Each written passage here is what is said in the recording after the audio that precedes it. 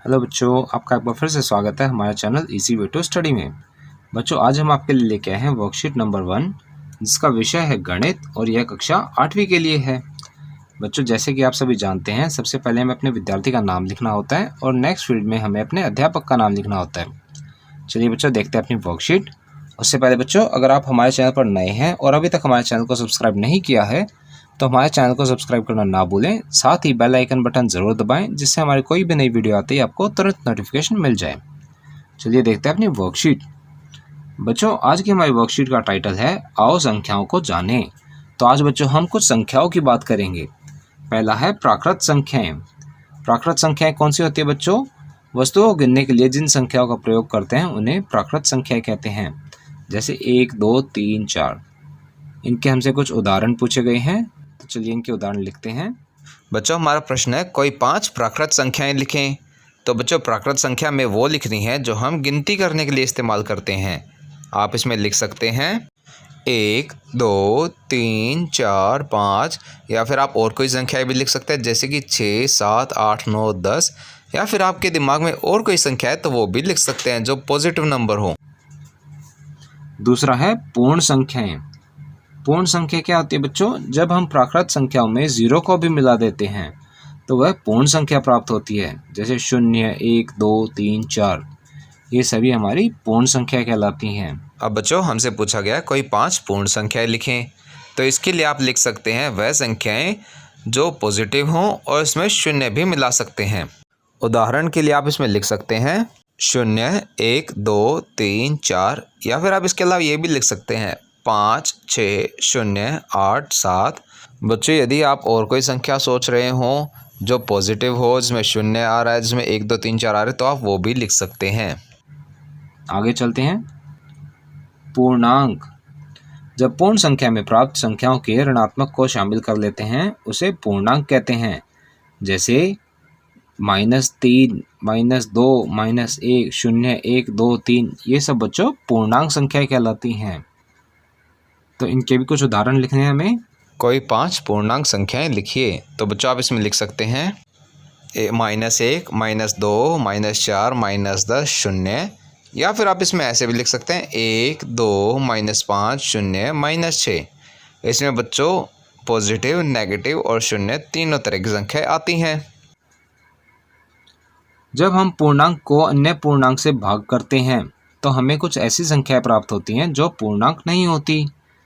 जैसे 1/5, 3/7, 5/8 और 7/8 आदि। ऐसी संख्या जिन्हें लिखने के लिए हमें पूर्णांक की मदद लेनी पड़ती है उन्हें परिमेय संख्या कहते हैं। परिमेय संख्या क्या होती है बच्चों? परिमेय संख्या को हम p/q के रूप में व्यक्त करते हैं, तथा जहां p और q पूर्णांक संख्या होती हैं और q का मान कभी भी शून्य नहीं होता। अतः 1/5, 3/7, 5/8, 7/8 आदि सभी परिमेय संख्याएं हैं। इसके बाद बच्चों हमसे कुछ प्रश्न पूछे गए हैं, चलिए उन प्रश्नों के उत्तर देते हैं। बच्चों, हमारा प्रश्न है दिए गए समूह में से संख्याएं देखकर नीचे दिए गए समूहों में लिखिए। तो हमें कुछ नंबर्स दिए गए हैं, इन्हें हमें अलग अलग समूह में लिखना है। तो चलिए बच्चों, आइए लिखते हैं इन्हें अलग अलग समूह में। बच्चों, दिए गए नंबर्स को हमें ऊपर दिखाया गया है। चलिए सबसे पहले इन्हें प्राकृत संख्या के समूह में डालते हैं।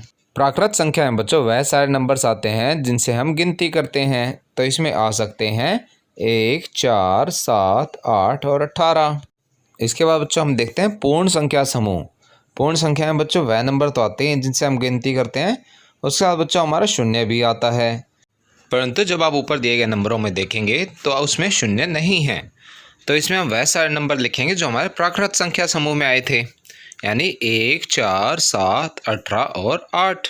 इसके बाद आता है बच्चों हमारा पूर्णांक संख्या समूह, जिसमें हमारे 1, 2, 3, 4, 0 ये तो आते ही हैं, इसके अलावा नेगेटिव नंबर्स भी आते हैं। तो ऊपर दिए गए नंबरों में से जब आप देखेंगे तो इसमें आएगा 1, 4, 7, 18, 8, उसके साथ ही -4, -5 और -72 भी आएगा। इसके बाद आता है बच्चों हमारा परिमेय संख्या समूह। परिमेय संख्या कौन सी होती है बच्चों? जो p/q की फॉर्म में होती हैं।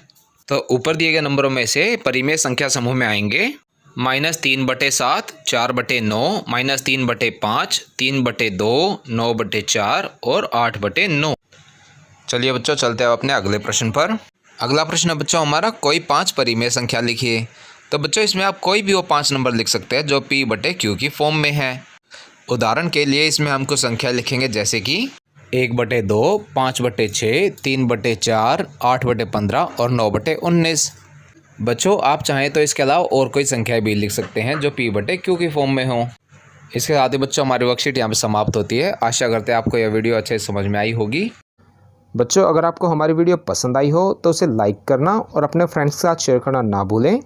साथ ही अगर आपका कोई क्वेश्चन है तो उसे आप कमेंट सेक्शन में ज़रूर पूछें। हम आपके क्वेश्चन को जल्द से जल्द आंसर करने की कोशिश करेंगे। और बच्चों अगर अभी तक आपने हमारा चैनल सब्सक्राइब नहीं किया है तो ऐसी ही नई नई वीडियोज़ को देखते रहने के लिए हमारे चैनल को सब्सक्राइब करें। साथ ही बेल आइकन बटन ज़रूर दबाएं जिससे हमारी कोई भी नई वीडियो आते ही आपको तुरंत नोटिफिकेशन मिल जाए। Thank you.